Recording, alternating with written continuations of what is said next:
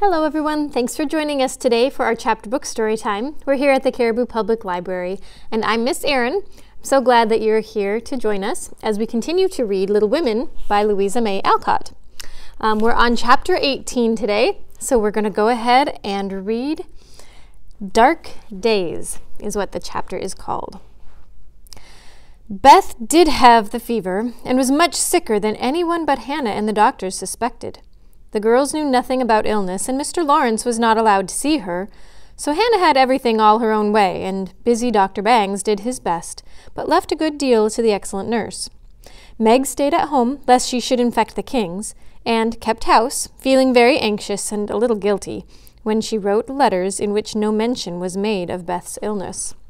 She could not think it right to deceive her mother, but she had been bidden to mind Hannah, and Hannah wouldn't hear of Mrs. March being told, and worried just for such a trifle. Jo devoted herself to Beth day and night, not a hard task, for Beth was very patient and bore her pain uncomplainingly, as long as she could control herself. But there came a time when, during the fever fits, she began to talk in a hoarse, broken voice, to play on the coverlet, as if on her beloved little piano, and try to sing with a throat so swollen that there was no music left. A time when she did not know the familiar faces around her, but addressed them by wrong names and called imploringly for her mother. Then Jo grew frightened. Meg begged to be allowed to write the truth, and even Hannah said she would think of it, though there was no danger yet. A letter from Washington added to their trouble, for Mr. March had had a relapse and could not think of coming home for a long while. How dark the days seemed now, how sad and lonely the house, and how heavy were the hearts of the sisters as they worked and waited, while the shadow of death hovered over the once happy home. Then it was that Margaret, sitting alone with tears dropping often on her work, felt how rich she had been in things more precious than any luxuries money could buy, in love, protection, peace, and health, the real blessings of life. Then it was that Jo, living in the darkened room with that suffering little sister always before her eyes, and that pathetic voice sounding in her ears, learned to see the beauty and the sweetness of Beth's nature, and feel how deep and tender a place she filled in all hearts, and to acknowledge the worth of Beth's unselfish ambition to live for others, and make home happy by the exercise of those simple virtues which all may possess, and which all should love and value more than talent, wealth, or beauty. And Amy, in her exile, longed eagerly to be at home, that she might work for Beth, feeling now that no service would be hard or irksome, and remembering with regretful grief how many neglected tasks those willing hands had done for her. Laurie haunted the house like a restless ghost, and Mr. Lawrence locked the grand piano because he could not bear to be reminded of the young neighbor who used to make the twilight pleasant for him. Everyone missed Beth. The milkman, baker, grocer, and butcher inquired how she did. Poor Mrs. Hummel came to beg pardon for her thoughtlessness, and came to get a shroud for Minna. The neighbors sent all sorts of comforts and good wishes, and even those who knew her best were surprised to find how many friends shy little Beth had made. Meanwhile, she lay on her bed with old Joanna at her side, for even in her wanderings she did not forget her forlorn protégé. She longed for her cats, but would not have them brought, lest they should get sick, and in her quiet hours she was full of anxiety about Jo. She sent loving messages to Amy, bade them tell her mother that she would write soon, and often begged for pencil and paper to try to say a word, that father might not think that she had neglected him. But soon even these intervals of consciousness ended, and she lay, hour after hour, tossing to and fro with incoherent words on her lips, or sank into a deep, heavy sleep, which brought her no refreshment. Dr. Bangs came twice a day. Hannah sat up at night. Meg kept a telegram in her desk all ready to send off at any minute, and Jo never stirred from Beth's side. The 1st of December was a wintry day indeed to them, for a bitter wind blew, snow fell fast, and the year seemed getting ready for its death. When Dr. Bangs came that morning, he looked long at Beth, held a hot hand in both of his own a minute, and laid it gently down, saying in a low tone to Hannah, "If Mrs. March can leave her husband, she'd better be sent for." Hannah nodded without speaking, for her lips twitched nervously. Meg dropped down into a chair as the strength seemed to go out of her limbs at the sound of those words. And Joe, after standing with a pale face for a minute, ran to the parlor, snatched up the telegram, and throwing on her things, rushed out into the storm. She was soon back, and while noiselessly taking off her cloak, Laurie came in with a letter, saying that Mr. March was mending again. Joe read it thankfully, but the heavy weight did not seem lifted off her heart, and her face was so full of misery that Laurie asked quickly, "What is it? Is Beth worse?" "I've sent for Mother," said Joe, tugging at her rubber boots with a tragical expression. "Good for you, Joe. Did you do it on your own responsibility?" asked Laurie, as he seated her in the hall chair and took off the rebellious boots, seeing how her hands shook. "No, the doctor told us to." "Oh, Joe, it's not so bad as that," cried Laurie, with a startled face. "Yes, it is. She doesn't know us. She doesn't even talk about the flocks of green doves, and she calls the vine leaves on the wall. She don't look like my Beth, and there's nobody to help us bear it. Mother and Father both gone, and God seems so far away I can't find him." As the tears streamed fast down poor Joe's cheeks, she stretched out her hand in a helpless sort of way, as if groping in the dark, and Laurie took it in his, whispering as well as he could with a lump in his throat, "I'm here. Hold on to me, Joe, dear." She could not speak, but she did hold on, and the warm grasp of the friendly human hand comforted her sore heart, and seemed to lead her nearer to the divine arm which alone could uphold her in her trouble. Laurie longed to say something tender and comfortable, but no fitting words came to him. So he stood silent, gently stroking her bent head, as her mother used to do. It was the best thing he could have done, far more soothing than the most eloquent words, for Joe felt the unspoken sympathy, and in the silence learned the sweet solace which affection administers to sorrow. Soon she dried the tears which had relieved her, and looked up with a grateful face. "Thank you, Teddy. I'm better now. I don't feel so forlorn, and I will try to bear it if it comes." "Keep hoping for the best. That will help you lots, Joe. Soon your mother will be here, and then everything will be right." "So glad Father is better. Now she won't feel so bad about leaving him. Oh, me, it does seem as if all the troubles came in a heap, and I got the heaviest part on my shoulders," sighed Joe, spreading her wet handkerchief over her knees to dry. "Don't Meg pull fair?" asked Laurie, looking indignant. "Oh, yes, she tries to, but she don't really love Bethy as I do, and she won't miss her as I shall. Beth is my conscience. I can't give her up. I can't. Down went Joe's face into the wet handkerchief, and she cried despairingly, for she had kept up bravely until now and never shed a tear. Laurie drew his hand across his eyes, but could not speak until he had subdued the choky feeling in his throat and steadied his lips. It might be unmanly, but he couldn't help it, and I'm glad of it.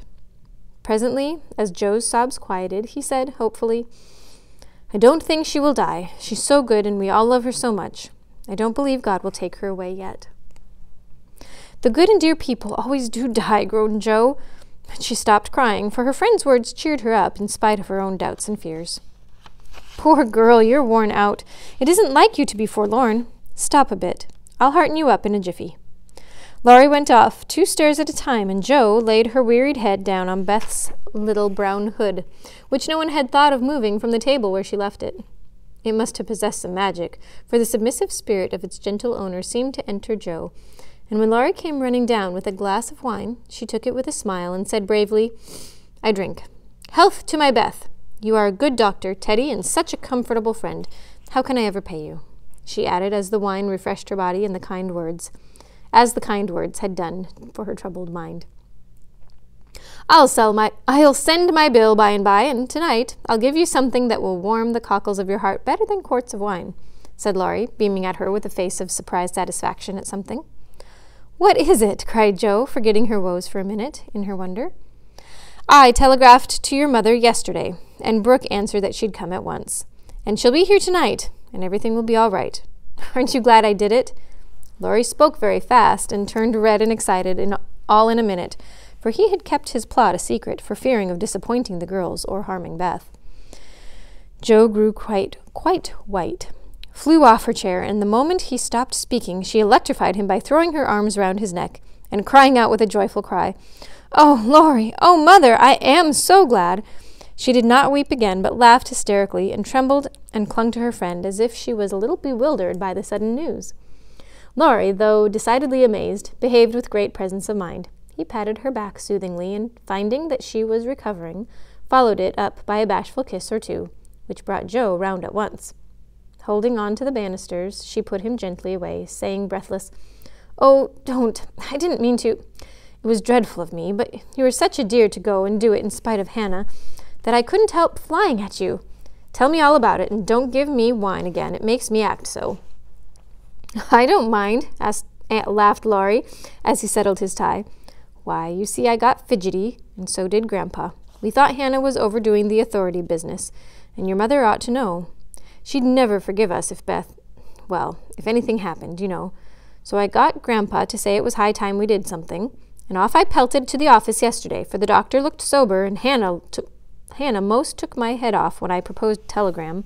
I never can bear to be marmed over, so that settled my mind, and I did it. Your mother will come, I know, and the late train is in at 2 a.m. I shall go for her, and you've only got to bottle up your rapture and keep Beth quiet until that blessed lady gets here." "Laurie, you're an angel. How shall I ever thank you?" "Fly at me again. I rather like it," said Laurie, looking mischievous, a thing he had not done for a fortnight. "No, thank you. I'll do it by proxy, when your grandpa comes. Don't tease, but go home and rest, for you'll be up half the night. Bless you, Teddy, bless you."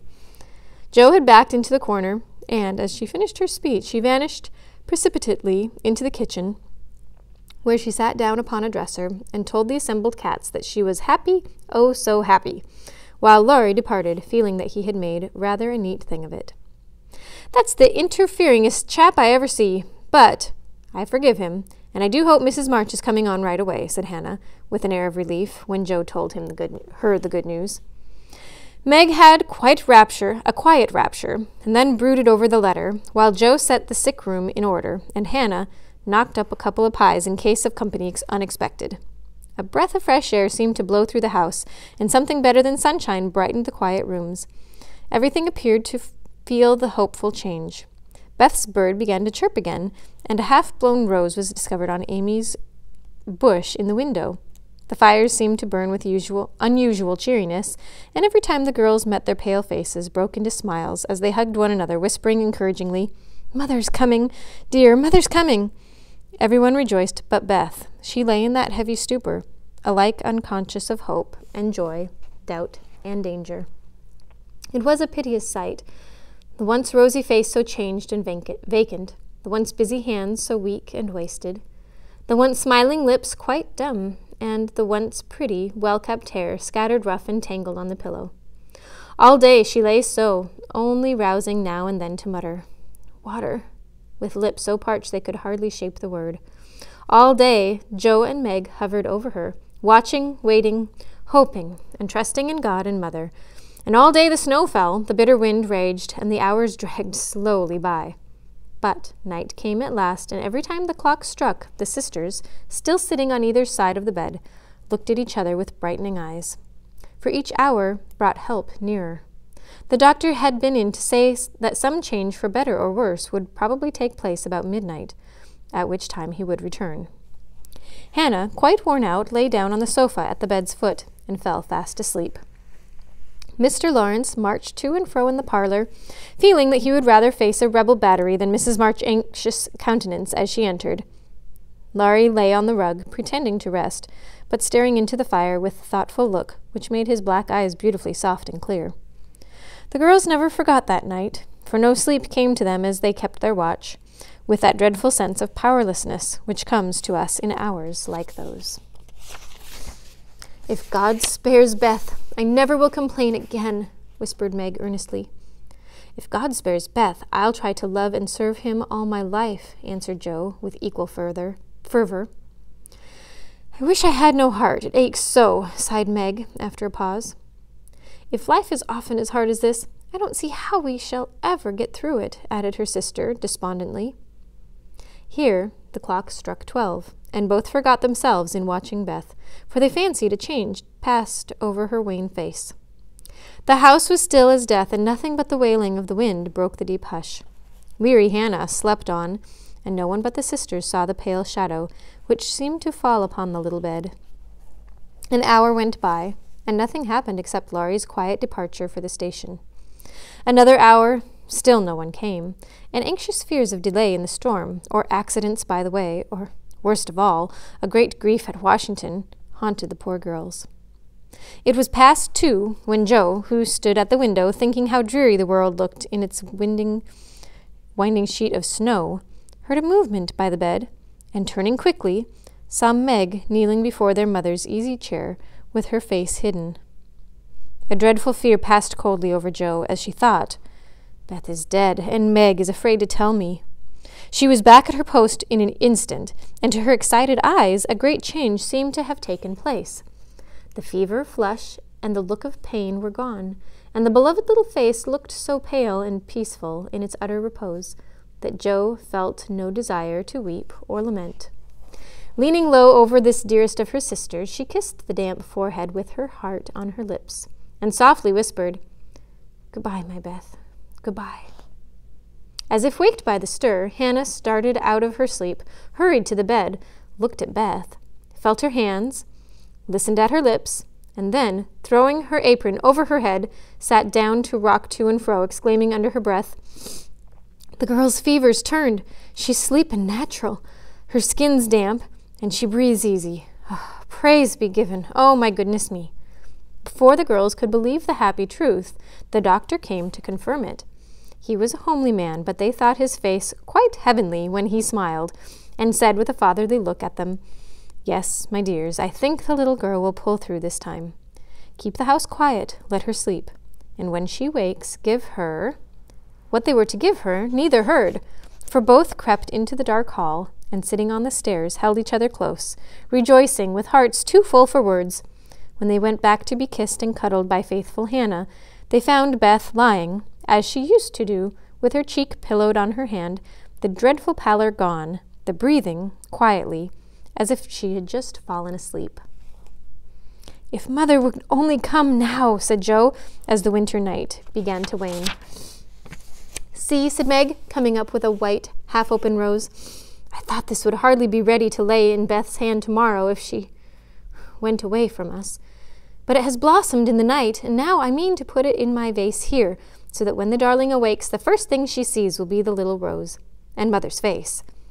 Never had the sun risen so beautifully, and never had the world seemed so lovely as it did to the heavy eyes of Meg and Joe, as they looked out in the early morning with their when their long, sad vigil was done.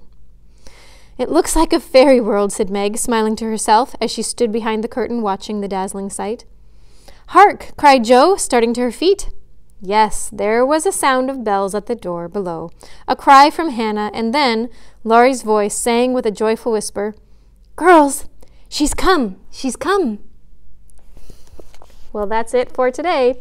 We'll see you next time. Bye for now.